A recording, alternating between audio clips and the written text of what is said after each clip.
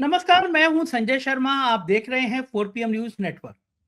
अभय दुबे जी के संग रोज चर्चा करता हूं। आज एक गंभीर मुद्दे पर चर्चा की है कि किस तरह भारतीय जनता पार्टी की नीतियां देश के राज्यों के बीच में विभाजन पैदा कर रही हैं और देश में एक अलग किस्म का तनाव पैदा करने की कोशिश कर रही हैं। बहुत ज्वलंत मुद्दा है, बहुत गंभीर मुद्दा है। आप सबको ये समझना चाहिए कि देश को भाजपा किस दिशा में ले जाने की कोशिश कर रही है। कुंभ के घोटालों पे जिक्र किया है कि कुंभ में अगर इतना कलेक्शन हुआ जैसा योगी आदित्यनाथ कह रहे हैं तो जीएसटी कहां चला गया। और एक एक्सक्लूसिव बात, उत्तर प्रदेश में एक औद्योगिक विकास आयुक्त थे, अरविंद सिंह नाम था। महाभ्रष्ट लोगों में गिनती होती थी। उन्होंने एक दिन चीफ सेक्रेटरी की मौजूदगी में एक कंपनी से 13,500 करोड़ का एमओयू किया कि हर जिले में डाटा सेंटर खोला जाएगा।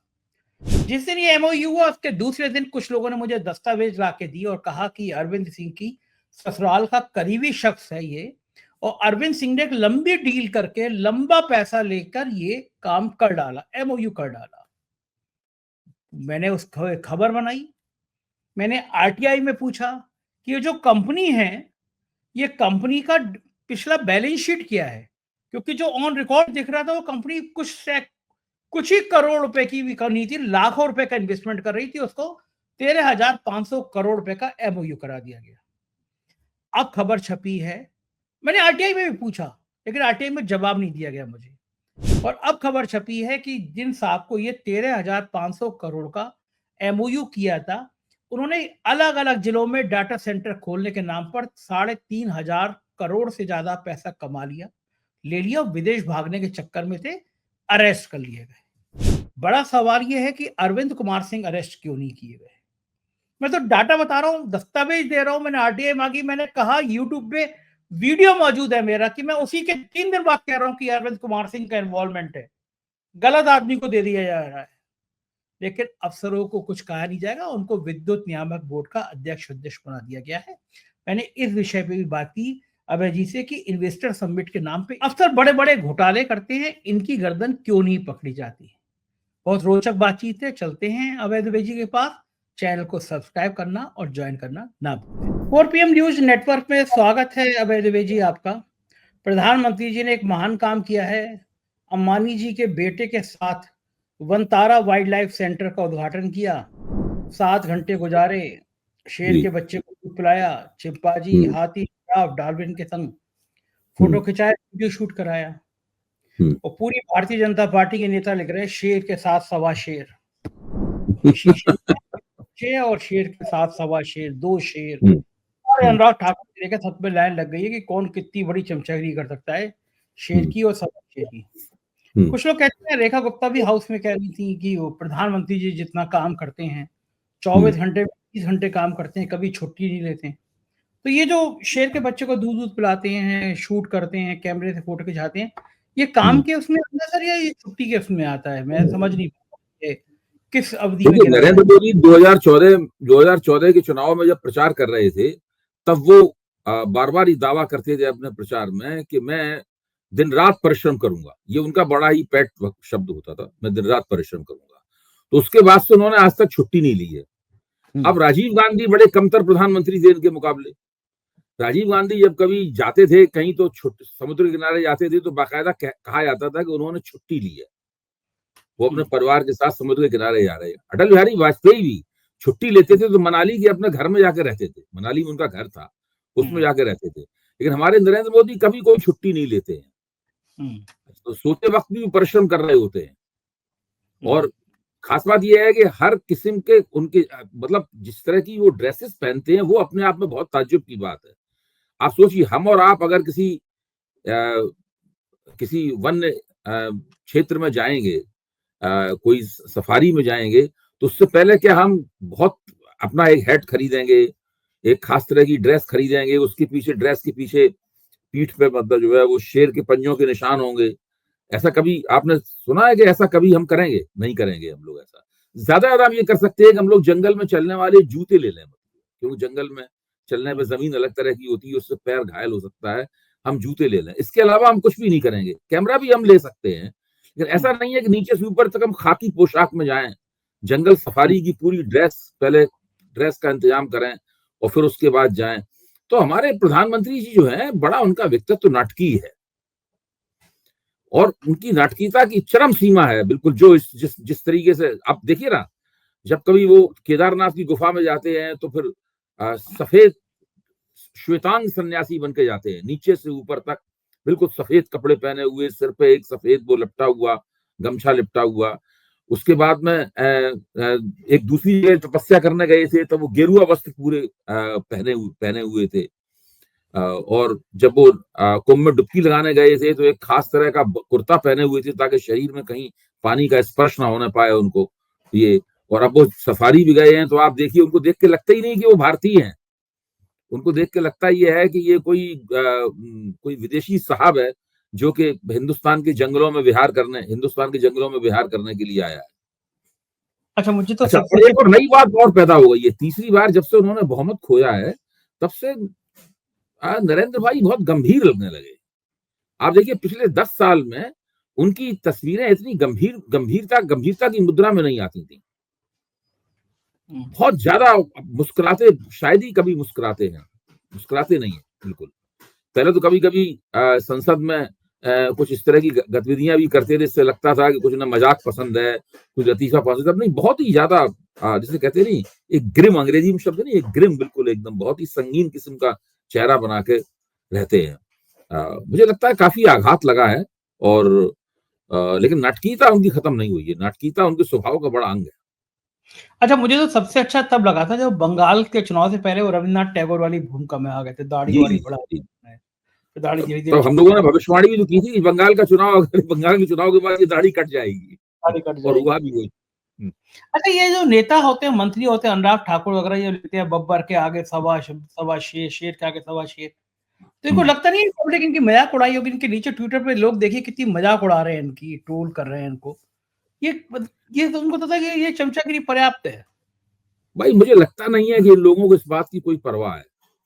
अभी तक भारतीय जनता पार्टी के भीतर ये छवि बनी हुई है कि उन्हें जिताने वाला आदमी नरेंद्र मोदी है। मतलब ये है कि अगर नरेंद्र मोदी ना हो और फिर ये भारतीय जनता पार्टी के ये लोग उम्मीदवार बने तो उन्हें जितने वोट मिलेंगे उससे कुछ प्रतिशत ज्यादा वोट नरेंद्र मोदी की वजह से इनको मिलता है। इसका कोई विशेष अध्ययन नहीं किया गया है। जो राष्ट्रीय स्वयंसेवक संघ नरेंद्र मोदी से नाखुश होते हुए भी और नरेंद्र मोदी से पूरी तरह खुश ना होते हुए भी उनको जो बनाए रखता है, मेरे ख्याल से संघ के दिमाग में भी ये छवि है कि चुनाव अगर कोई व्यक्ति जिता सकता है तो वो नरेंद्र मोदी ही जिता सकते हैं, क्योंकि वो अतिरिक्त वोट लाते हैं, बेशी वोट लाते हैं।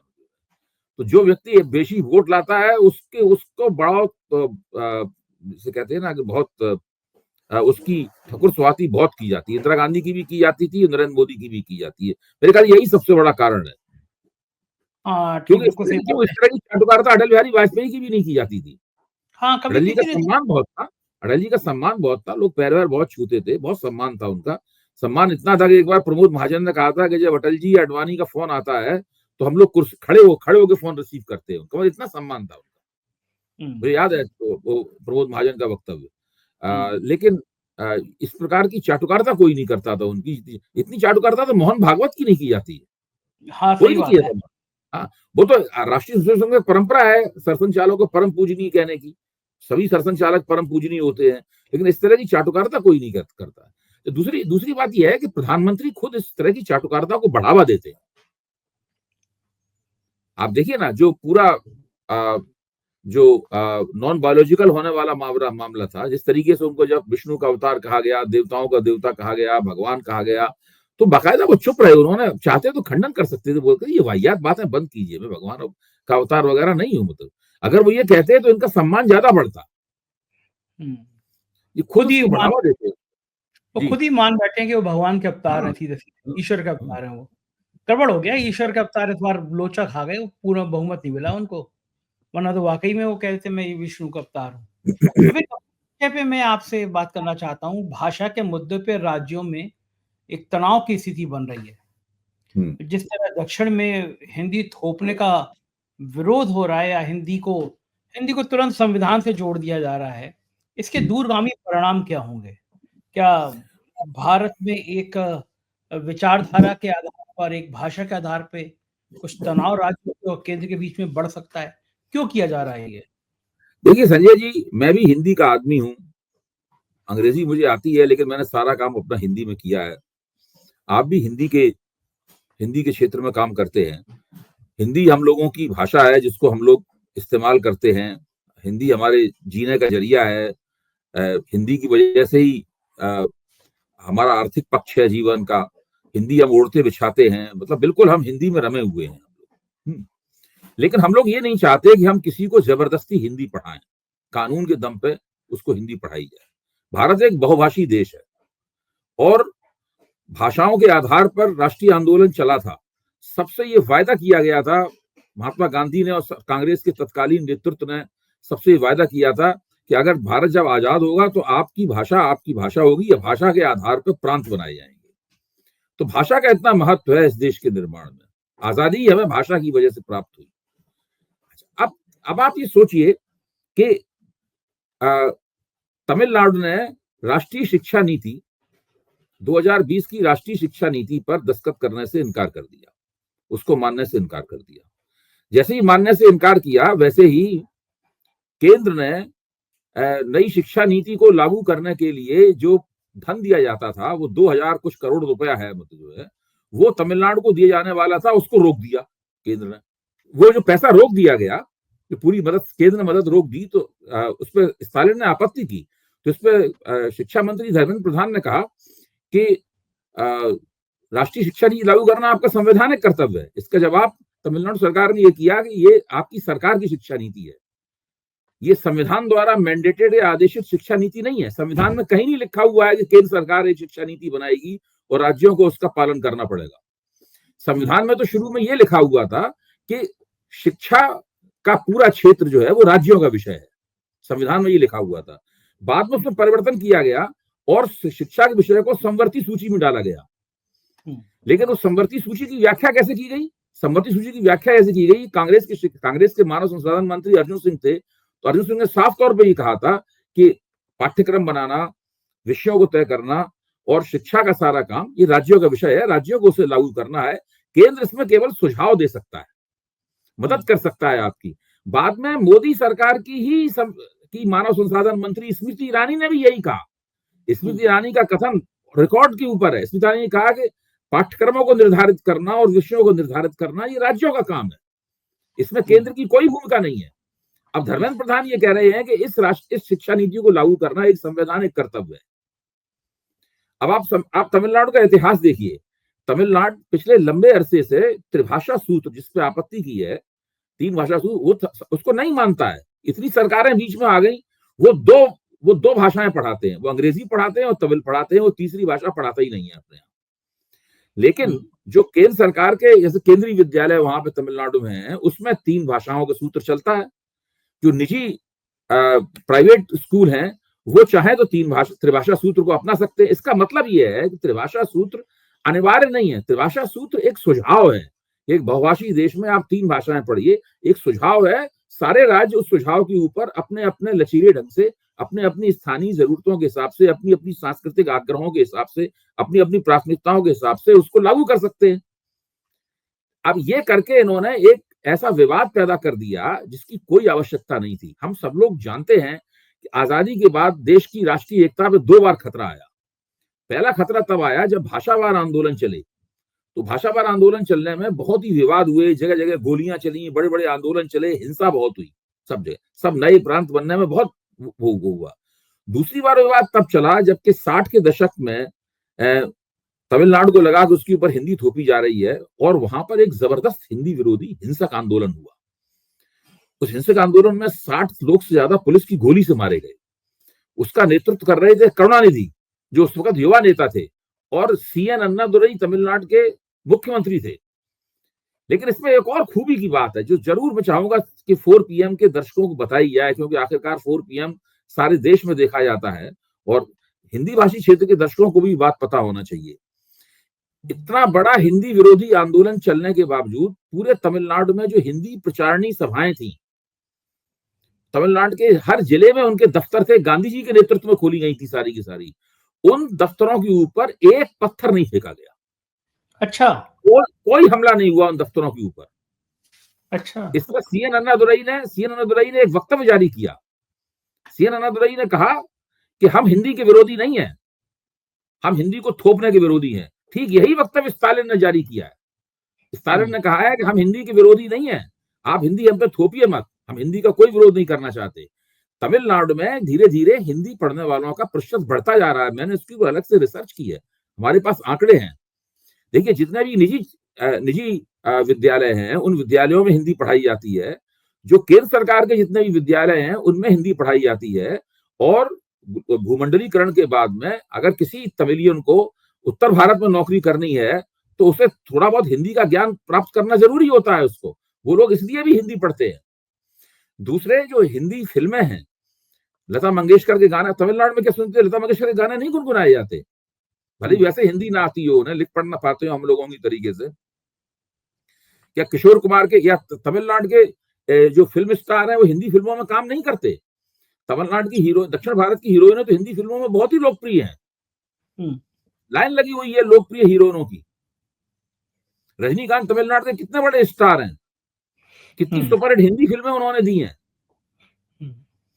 तो ये जो पूरा मामला है ना, ये जबरदस्ती, जब आप डंडे की दम पर किसी के डंडा दिखा किसी को कहेंगे आपको फलानी भाषा पढ़नी पड़ेगी, सबसे ज्यादा आप उस भाषा का ही नुकसान करते हैं। बिल्कुल ठीक बात है। मुझे हो रहा है। देखिए, ये एक ऐसा मसला है जिसके ऊपर तमिलनाडु के अंदर उत्तर भारत के खिलाफ काफी रोष पैदा हो सकता है। और ऐसा हुआ तो उत्तर बनाम दक्षिण का जो एक समीकरण बिगड़ेगा, ये सब जो होगा, फिर उत्तर भारत में बीजेपी वाले इस बात को उठाएंगे और यहाँ पर वो लोगों का गुस्सा भड़काएंगे, तो इससे राष्ट्रीय एकता में दरार पड़ जाएगी। ये भारतीय जनता पार्टी वाले कर रहे हैं। और ये धर्मेंद्र प्रधान शिक्षा मंत्री के रूप में एकदम विफल हैं। आपको याद होगा कि जब परीक्षा में पेपर लीक होने वाली की घटना हुई थी, यानी इस तीसरी सरकार के बनने के तुरंत बाद में धर्मेंद्र प्रधान का क्या प्रदर्शन था? उन्हें कुछ समझ में नहीं आ रहा था क्या वक्तव्य दें, किस बात का खंडन करें, किसका समर्थन करें, क्या करें, कुछ समझ में नहीं आ रहा था। ऐसा लगता था हवाइयां उड़ रही हैं उनको। ये लोग सिर्फ, जिसे कहते हैं ना, बैकरूम बॉय बनकर किसी राज्य में चुनाव के इंचार्ज बना दिए जाएं, वो काम तो सफलतापूर्वक करते हैं। एक प्रशासक के तौर पर भारतीय जनता पार्टी के पास में टैलेंट, प्रतिभा की बहुत कमी है। ये करते क्यों है? जैसे एक मेरे बहुत अच्छा मुस्लिम दोस्त है, इंटेलेक्चुअल, बोला कि हम वंदे मातरम हम कहते हैं, मन से कहते हैं, लेकिन डंडा लेके कोई लोग आके कहेंगे कि भारत में रहना होगा तो वंदे मातरम कहना होगा, तो हम बिल्कुल नहीं कहेंगे। मतलब डंडे के जोर से हमसे थोड़ी ना कहलवाओगे, हमारे मन से निकलता है। असली मसला ये है, जिस देश के अंदर 80% हिंदू रहते हो, उस देश के बारे में चिल्ला के मंच पे खड़े होकर कहना हम हिंदू राष्ट्र हैं, इससे बड़ा फुबड़पन और क्या हो सकता है? इससे बड़ी मूर्खता क्या हो सकती है? ये देश तो स्वाभाविक रूप से, जिसमें भाई देखिए, बाकी कितने कम लोग हैं जिसको हिंदुओं के वोट, हर सरकार वही बनती है जिसको हिंदुओं के वोट मिलते हैं। जिस दिन बीजेपी को हिंदुओं के वोट कम मिलना शुरू हो जाएंगे, इस बार कम वोट मिले, बहुमत चला गया, थोड़े और कम मिलते, सरकार से चले जाते। क्या अखिलेश की उत्तर प्रदेश में जीत हुई थी बिना हिंदू वोटों की जीत होगी क्या? हाँ, सही बात है, हो ही नहीं सकती जी। ये बिल्कुल बेकार। ये पूरा आइडिया, हिंदू राष्ट्र का आइडिया ही अपने आप में निहायत ही फूहड़ और भारत विरोधी विचार है। इसका कोई अर्थ मतलब नहीं है कोई इसका। बिल्कुल। अच्छा, ये बीजेपी को ये करने से फायदा क्या मिलता है? मान लीजिए राष्ट्र का हिंदी का थोपने वाला मामला हो, विवाद पैदा, इससे इसको फायदा क्या, पॉलिटिकली फायदा क्या है इसको? पॉलिटिकल फायदा देखिए, अब इनको क्या लगने लगा है, बीजेपी वालों को लगने लगा है कि जब से राम जन्मभूमि आंदोलन चला, और राम जन्मभूमि आंदोलन चलने के बाद में 90 के दशक में उत्तर प्रदेश में इनकी पूर्ण बहुमत की सरकार बन गई कल्याण सिंह के नेतृत्व में। उसके बाद में फिर अटल बिहारी वाजपेयी को 6 साल तक एक गठजोड़ सरकार में काम करने का मौका मिल गया। भाजपा का जो कैचमेंट एरिया है वो थोड़ा सा उसमें बढ़ा। मैं ये मानता हूं कि अगर रिसर्च की जाए और बीजेपी के वोटरों से पूछा जाए कि वो आखिरकार बीजेपी को वोट देते हैं, तो पहले नंबर पे उनके दिमाग में क्या बात होती है, मतलब वो कौन सा आग्रह है जो उनकी प्राथमिकता तय करती है कि उन्हें भारतीय जनता पार्टी को वोट देना है। मेरा मानना है कि सबसे कम प्रतिशत उन लोगों को निकलेगा जो ये कहेंगे कि हम हिंदू राष्ट्रवादी हैं इसलिए बीजेपी को वोट देते हैं, और तमाम कारणों से, विपक्ष की विफलता के कारण वोट देंगे, अपनी जाति की वजह से बीजेपी को वोट देंगे। बीजेपी ऊंची जातियों की पार्टी है, ऊंची जातियों को लग सकता है कि भाई ये हमारे हमारे हित में काम कर रहे हैं। और इस तरह के ये बहुत सारे कारण हो सकते हैं। कहीं ये भी हो सकता है कि भाई बीजेपी दूसरी पार्टियों के मुकाबले ज्यादा अच्छी गवर्नेंस देती है, शायद इसलिए लोग उनको वोट दे देते हो, इसलिए वोट दे सकते हैं कि भाई बीजेपी की वजह से हमें राष्ट्रीय सुरक्षा का आश्वासन प्राप्त होता है। बहुत सारे कारण हो सकते हैं। लेकिन ये कहना कि बीजेपी हिंदू राष्ट्र बनाएगी इसलिए हम बीजेपी को वोट देंगे, इसका सबसे कम प्रतिशत निकलेगा। मेरा मानना है बीजेपी को मिलने वाले 100 वोटों में 70 से 80 वोट दूसरे कारणों से मिलते हैं। केवल 20 से 25 वोट जो हैं वो हिंदू राष्ट्रवादी विचारधारा की वजह से मिलते हैं। और माहौल ऐसा बनाते हैं कि मान लो सारे के सारे वोट हमारे हिंदू राष्ट्र के आधार पर ही मिलते हैं, हम लोग हिंदू नहीं, राष्ट्र वो उनके डीएनए में है। वो जैसे अब दिल्ली चुनाव है, दिल्ली चुनाव में जीत गई है, मार्जिनल जीती है, कोई प्रचंड जीत वगैरह नहीं है, दिल्ली चुनाव में जीत गए। तो अब दिल्ली चुनाव में वो कह रहे हैं कि भाई राष्ट्रीय स्वयंसेवक संघ ने एक एक घरों में जाके कहा और लोगों से कहा आपको पंच परिवर्तन करना है, यानी 5 पंच परिवर्तन करना है। अब ये राष्ट्रीय स्वयंसेवक संघ की तरफ से प्रचार किया जा रहा है। चूंकि राम जन्मभूमि मंदिर, रामलला के मंदिर की प्राण प्रतिष्ठा करने का इनको कोई लाभ नहीं हुआ और उनके हाथ से बहुमत भी निकल गया, तो इस बात को, ये बात बहुत खली इन लोगों को। अयोध्या चुनाव, फैजाबाद का चुनाव हार गए, ये बात बहुत खली इन लोगों को। तो बार बार हम लोगों ने टीवी पे और सब जगह तर्क दिए कि भाई आपको इसका कोई लाभ नहीं हुआ। यहाँ तक कि जो अखिलेश यादव तो गए नहीं थे रामलला के मंदिर प्रदर्शन करने, राहुल गांधी तो गए नहीं थे, उन दोनों की गठजोड़ तो उत्तर प्रदेश में जीता। हाँ, सही बात है। आप लोग हाँ, हिंदुओं ने आपको उसकी वजह से वोट दिया, आप तो हार गए। अब योगी जी की तरफ से ये वितंडा बनाया जा रहा है कि कुंभ की वजह से जितने कुंभ में करोड़ों लोगों ने डुबकी लगाई, उनको उसी तरह करोड़ों वोट भी प्राप्त होंगे। अब देखिए उसका नतीजा सामने निकल कर आ जाएगा। मैं तो बड़ी मजे की बात मैंने कल भी कही थी।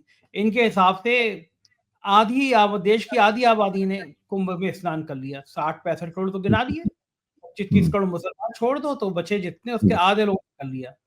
मैं तो पूछ रहा हूँ, जैसे मैं पूछता हूँ लोगों से कुंभ गए, मुझे 20 से 25 में एक आदमी मिल रहा है कि वो कहता है वो कुंभ गया। मैं तो दर्शकों से भी क्या मोहन भागवत ने कुंभ में डुबकी लगाई? मैं पूछता हूँ आपको। मोहन भागवत नहीं गए, मतलब अगर मैं कुंभ में नहीं गया, बोले इन लोगों ने, इन सब लोगों ने कुंभ में डुबकी लगाई। हाँ, अगर मैं ये लोग राष्ट्रीय स्वयंसेवक संघ वाले वहां क्यों नहीं गए? दूसरों से कह रहे हैं आप हिंदू हैं कि नहीं है, आप राहुल गांधी के सामने सवाल उठा रहे हैं, राष्ट्रीय स्वयंसेवक संघ का नेतृत्व में कुंभ में डुबकी क्यों नहीं लगाई उन्होंने? क्यों नहीं तमाम इनके कई मुख्यमंत्री नहीं गए, कई नेता नहीं गए वहां कुंभ में। तो इनके ये मोहन भागवत क्यों नहीं? सूची दिखाई जा रही थी कौन कौन बीजेपी वाला कुंभ में डुबकी लगाने के लिए नहीं गया। अच्छा, मोहन भागवत क्यों नहीं गए? हैं? मोहन भागवत क्यों नहीं गए? अब वो मोहन भागवत जवाब दें।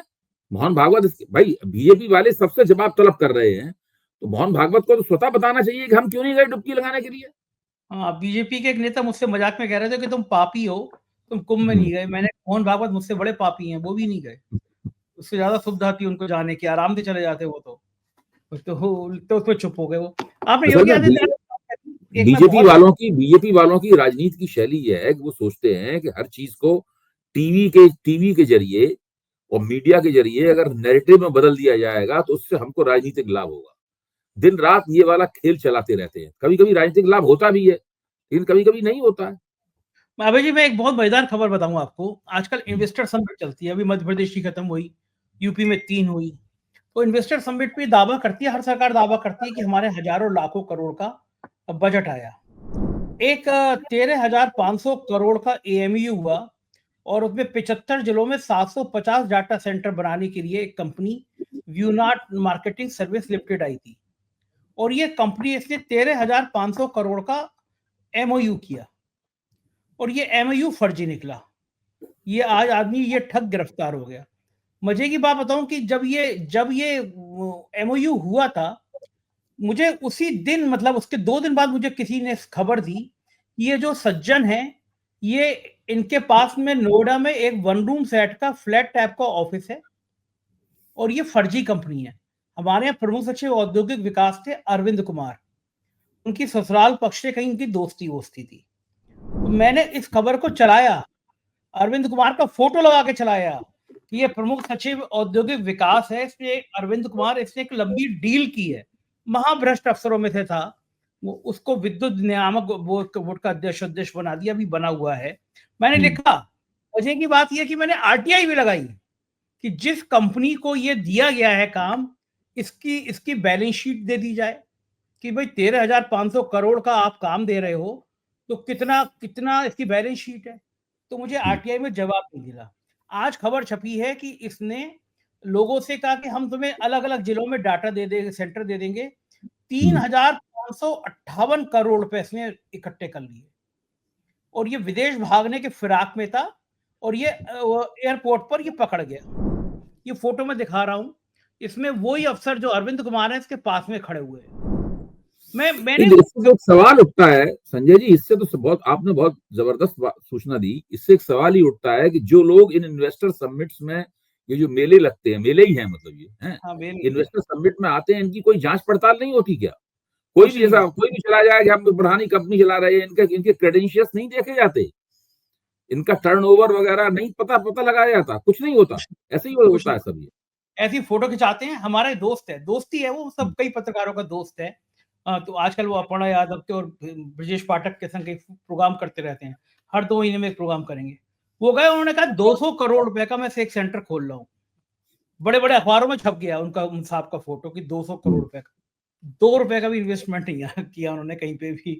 फोटो छप गया, कटिंग लग गई, फेसबुक पे लग गई, ट्विटर पे लग गई कि इन साहब ने 200 करोड़ रुपए का इन्वेस्टमेंट किया। अच्छा, आपने तो ये फर्जीवाड़े की सूचना दी है, ये तो खैर बाकायदा अपराध है।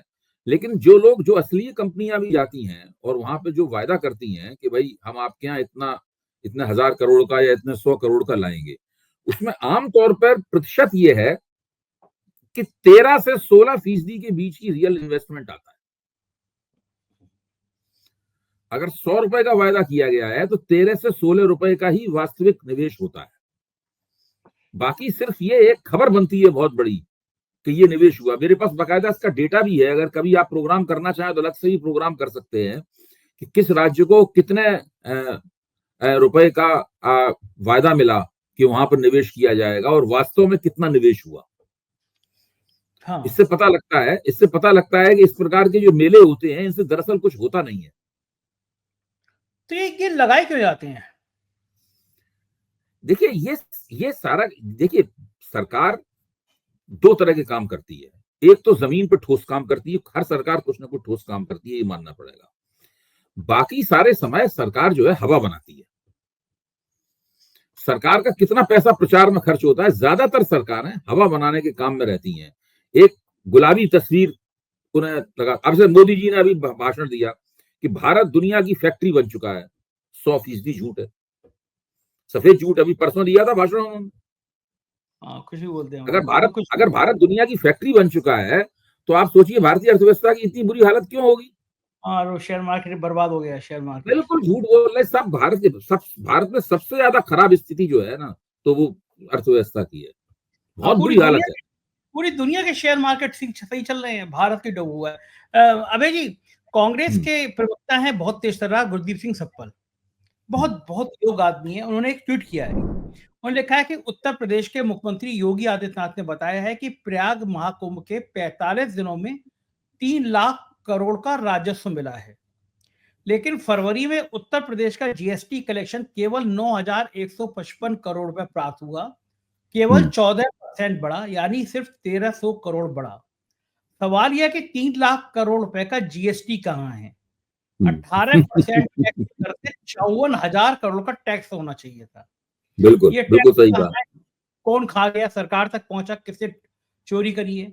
ये सच है कि कुंभ में काफी व्यापारी कैश में हुआ होगा, लेकिन जीएसटी तो प्रोडक्शन चेन में सबसे ऊपर लगता है, इसलिए सरकार को जीएसटी मिलना ही चाहिए।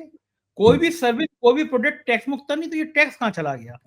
क्या लॉजिक वाला पूछा है? नहीं, जीएसटी मुक्त तो कुछ भी नहीं है, कुछ भी नहीं है। आप बाजार में एक रोटी भी खरीदते हैं, एक गिलास पानी पीते हैं, उसमें भी जीएसटी होता है। हाँ, तो मतलब ये भी फर्जी है कि 3 लाख करोड़ का टैक्स रेवेन्यू नहीं, कुंभ के बारे में जितनी बातें की जा रही हैं, सबका कोई प्रमाण नहीं है और ना कभी उसका प्रमाण मिलेगा। हाँ, इसका प्रमाण आगे मिलेगा भी नहीं। उसकी सबसे बड़ी वजह क्या है कि सरकार से ठीक से इस देश में जवाब तलबी नहीं होती, मीडिया जवाब तलबी नहीं करता। हाँ, ये काम तो मीडिया का करने का है। हम लोग सोशल मीडिया के प्लेटफॉर्म पे हम लोग इस वक्त बात कर रहे हैं, लेकिन जो वैसा मीडिया है, सबको जवाब तलबी सरकार से करनी चाहिए। पूछना सही चाहिए। बात है। ये सवाल गुरदीप सिंह सप्पल ने कहा है, ये सवाल तो पत्रकारों को उठाना चाहिए। एक जमाने में पत्रकार लोग उठाते थे, अब पत्रकार लोगों ने जिम्मेदारी छोड़ दी है। ये पत्रकार बेचारों का वीडियो वायरल हो रहा है कि मुख्यमंत्री ने कहा कि वहाँ आपके लिए लंच की व्यवस्था है, और पत्रकार एक दूसरे के ऊपर ऐसे लपट रहे हैं टिफिन के डिब्बे के लिए, तो क्या सवाल करेंगे। खैर, बहुत बहुत शुक्रिया, आपने अभय जी इतनी बात करी, हमें समय जी दिया, थैंक यू। ये थे अभय दुबे जी, और पूरी बातचीत आपने सुनी होगी। मुझको यकीन है कि ये बातचीत आपको पसंद आई होगी। अपनी राय से अवगत कराइएगा। शुक्रिया, थैंक यू।